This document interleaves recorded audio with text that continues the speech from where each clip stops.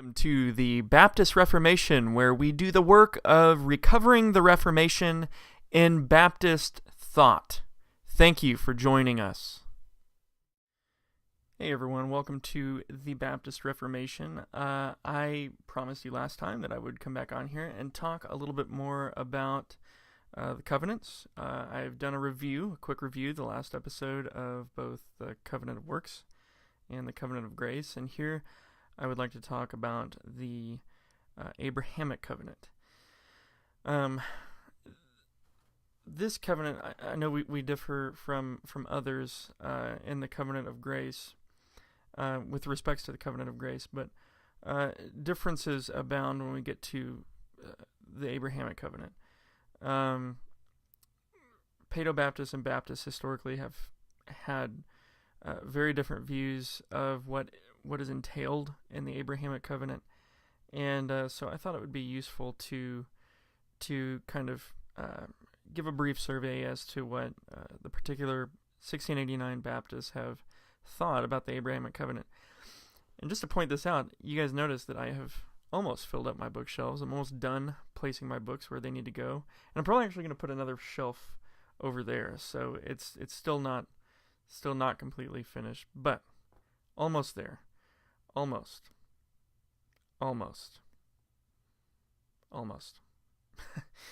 Never be all the way there. When you start buying books, you never stop. So, Abrahamic Covenant. I would say that probably the biggest difference, the fundamental difference between Baptists and Paedo-Baptists, and I don't want to turn this series on covenant theology about, I don't want to turn it into a series about our disagreements with Paedo-Baptists, but the disagreements provide a context for why the particular Baptists formulated their covenant theology the way that they did. The disagreement fundamentally would be in Abraham's posterity, in my opinion. I think that's where you see the disagreement highlighted. Anyways, the Paedo-Baptist might say something like, well, there are, in a sense, there's two different posterities in Abraham, but they're mixed, they're brought together, intertwined, and it's a mixed people, right? There is a spiritual seed and a physical seed, but this posterity, for the most part, is one posterity. Generally speaking. But you go over to the Reformed Baptist camp and they would say, well, there's actually two very distinct posterities coming from Abraham. And this is drawn out, I think, in Galatians 4, where Abraham's sons are discussed by Paul, and then the two women, Sarah and Hagar, are used as an allegory.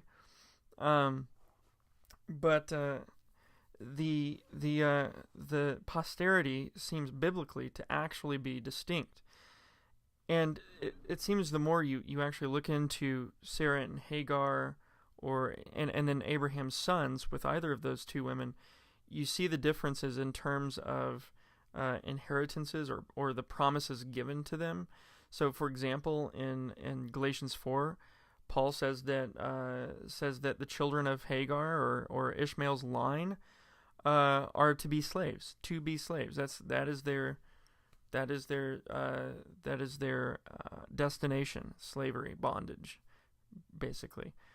And then the other children, Sarah's children, or the child rather that Abraham had with Sarah, Isaac, and Isaac's posterity are going to be children of the promise. That's children of God's promise, which we would say is the covenant of grace. The covenant of grace is promised to Abraham, and it's further revealed actually in this covenant of circumcision that's given to Abraham.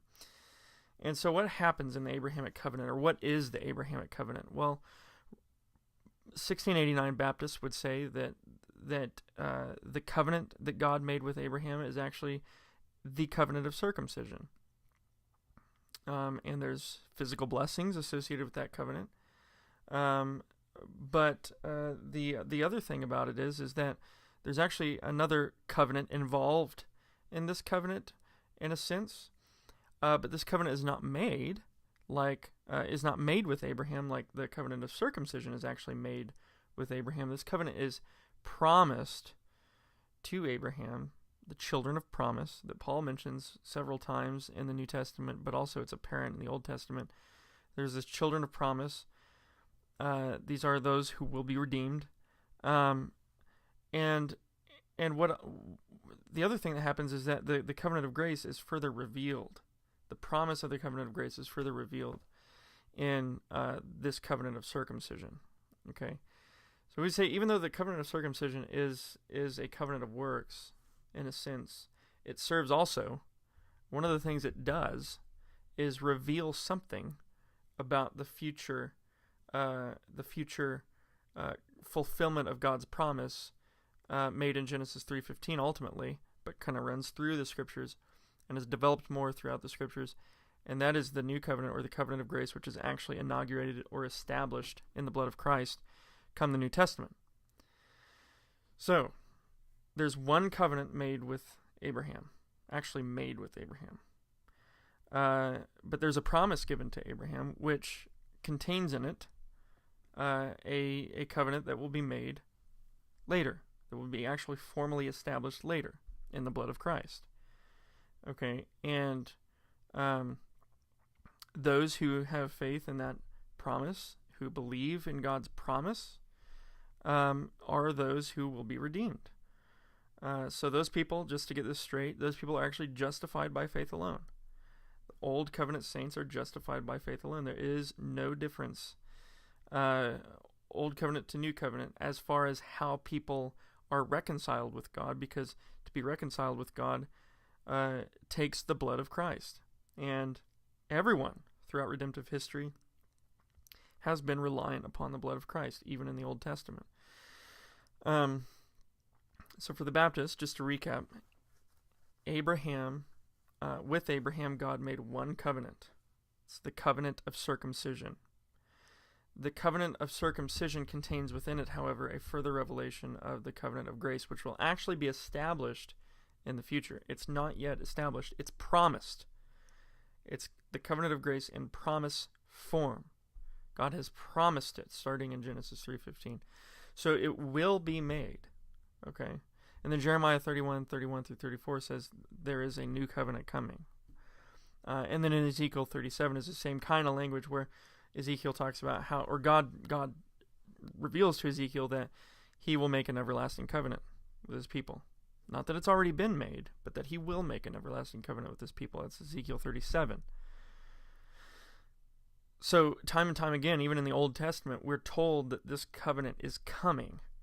We're given snapshots of what it will be, and it's ultimately it's beginning in Genesis 3:15. It's being promised to the people of God, but it's not formally made until it is inaugurated in the blood of Christ. Now, the covenant actually given to Abraham at the time of the when Abraham's actually given the covenant of circumcision, you have this conditional element to the covenant. Basically, circumcise you and your children. That's the sign of the old covenant. Okay, and that's how one is brought into the old covenant, through circumcision. But before one is brought into the old covenant, I mean, Abraham as an example, they can still be justified by faith alone. Abraham and sojourners in the future can be brought into Israel, repent of their sins, and effectively become part of the old covenant. But before that, they were justified on the basis of faith, justified by faith alone. We saw that Abraham believed God, and it was counted to him as righteousness, and that took place before he was actually circumcised. So Abraham's salvation, if you will, is founded upon the basis of a covenant that's not going to come until later. It's not going to be inaugurated until later. it's promised, it's effectual unto salvation, but it's not going to actually be made until later. Now, the point at which it is made is really crucial. It's not as if we could say, like, well, why even make a covenant of grace if, all of its benefits are being conveyed without respect as to whether or not it's made. The benefits of the covenant of grace, or covenantal inclusion, I guess you could say, in that covenant, even before the covenant was inaugurated, is only made possible by the fact that Christ's work is going to happen. When God says that something is going to happen, it's going to happen. It's as good as done. And so in a sense, Christ's work, especially in the mind of God, has already happened. And the covenant of grace has already happened. But in human terms, as far as what we see and what we receive from God as his self-disclosure, his revelation given to us, that covenant's not formally made with Abraham yet, but they can still, old covenant saints can still be saved by virtue of Christ's work. And God gives them faith to believe that there is a promised covenant of grace that will be inaugurated, or that this promised Messiah will come and destroy sin, death, and the devil forever. So we have Abraham's posterity. We have two covenants involved here. One covenant's not formally made. One covenant is. The one that's not formally made is the covenant of grace. The one that is the covenant of circumcision. And these posterities, these two distinct, separate posterities coming from Abraham, are related to these covenants. Okay? And the reason is this. The reason is because these two posterities, these two lines of people coming from either Ishmael or Isaac, have two different trajectories, if you will. There are two different destinations toward which these people are traveling. Now, the thing that makes us really question the paedo-baptists as to how in the world can they have really just one covenant being made with Abraham is in the fact that these two lines, these two posterities, are receiving two different sets of promises, or two different inheritances, if you will.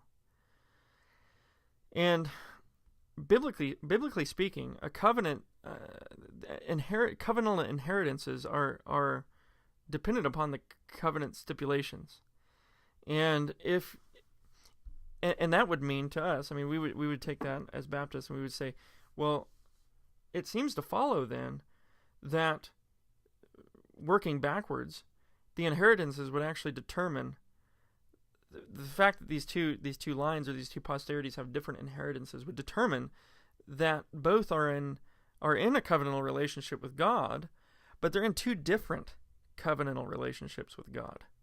So there's two different covenants at work here. And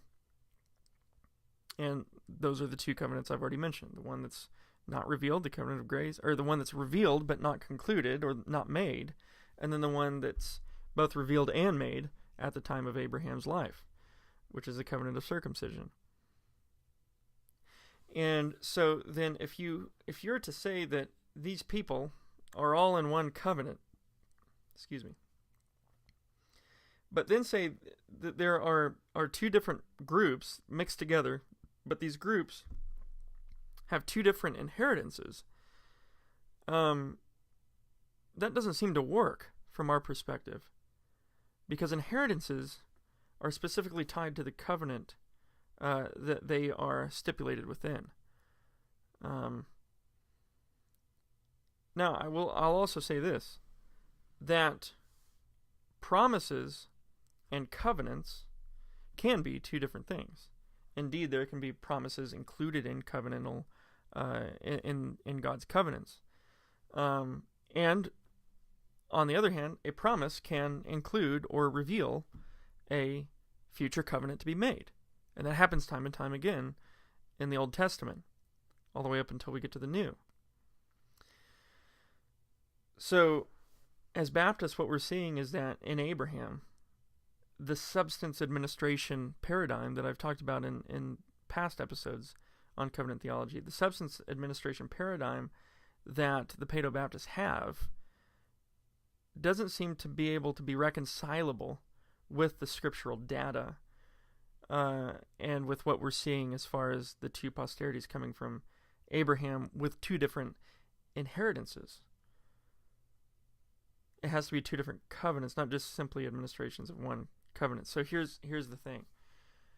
By saying that one can be part of the covenant, can be brought into, let's use the covenant of grace.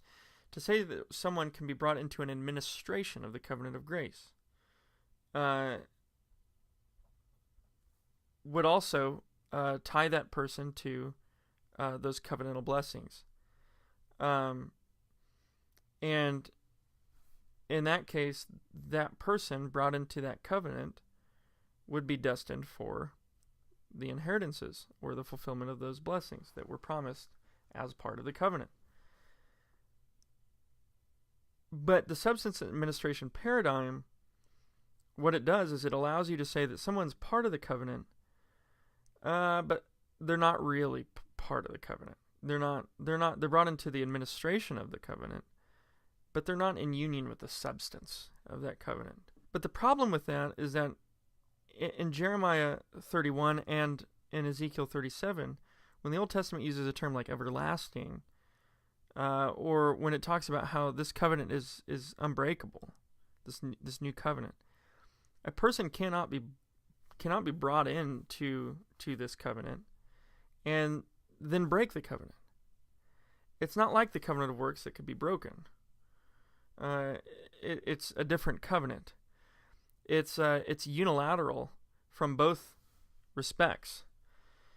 It's unilateral in the sense that God establishes it in the blood of Christ ultimately, but it's also unilateral in the sense that God keeps it for us, and He ensures by the power of His Spirit that we will never fall away from it. And so it just seems like the substance administration paradigm is kind of a way just to be able to justify paedo-baptism in a sense. Where the scriptural data, I mean, it's explicit in Galatians 4, and I think it's rather explicit even in Genesis 12, 15, and 17, that there are two posterities, they're distinct posterities coming from Abraham, but these people are destined for two different inheritances, and thus must be put into two different covenants. I'll read some of what Nehemiah Cox has written. He says this: Abraham is to be considered in a double capacity. He is the father of all true believers and the father and root of the Israelite nation. God entered into covenant with him for both of these seeds, and since they are formally distinguished from one another, their covenant interest must necessarily be different and fall under a distinct consideration. The blessings appropriate to either must be conveyed in a way agreeable to their peculiar and respective covenant interests. And these things may not be confounded without a manifest hazard to the most important articles in the Christian religion. And then you have Henry Lawrence, actually, who goes a step further and talks about it in a little bit more explicit terms. Here he says, speaking of the allegory in Galatians 4, here you have a distinction, as it were, of two Abrahams, a begetting Abraham and a believing Abraham, and also of two seeds, the children of the flesh, that is by carnal generation only, and the children of the promise. Now, saith he, those only which according to that of which Isaac was a type are born by promise, those and those only are counted for the seed. And he cites Romans 9:8.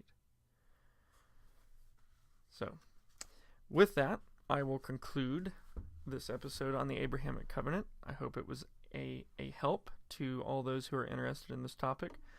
And next episode, we'll talk about the Mosaic Covenant. And I'll try to release these. I'll try not to wait a whole week before I release these because we're behind, really. I'd like to get caught up on some things.